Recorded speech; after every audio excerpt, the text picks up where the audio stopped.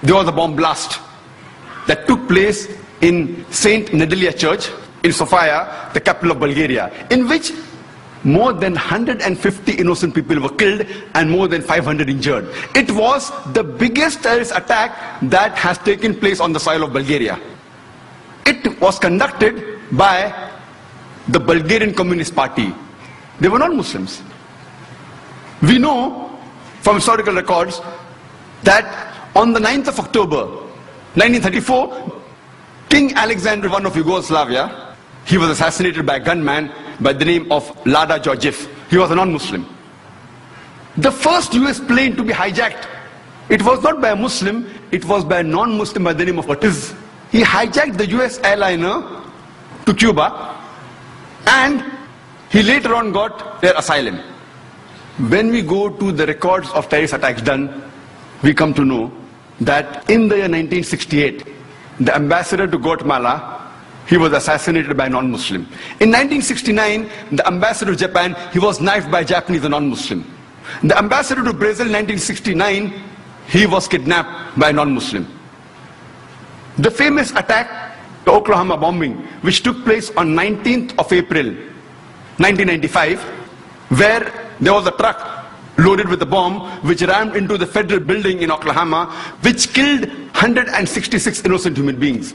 And hundreds other were injured. Initially, it came in the press, Middle East conspiracy, for days together. Later on, they came to know it were two right-wing activists, Christians, by the name of Timothy and Terry, who were responsible for the bombing of the federal building in Oklahoma.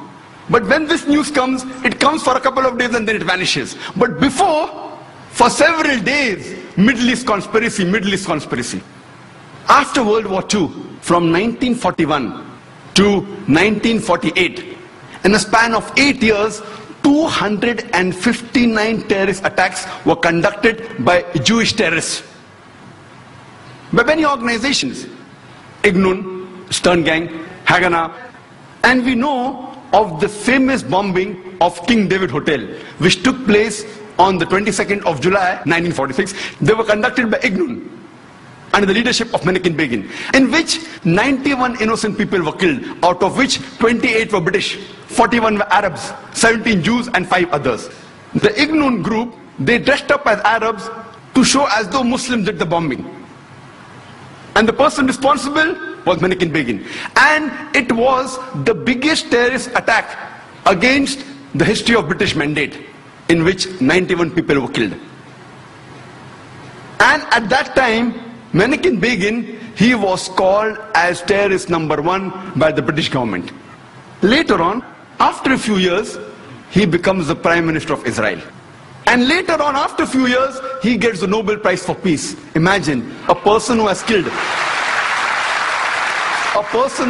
hundreds and thousands of innocent human beings becomes the Prime Minister of Israel and later on gets the Nobel Prize for Peace.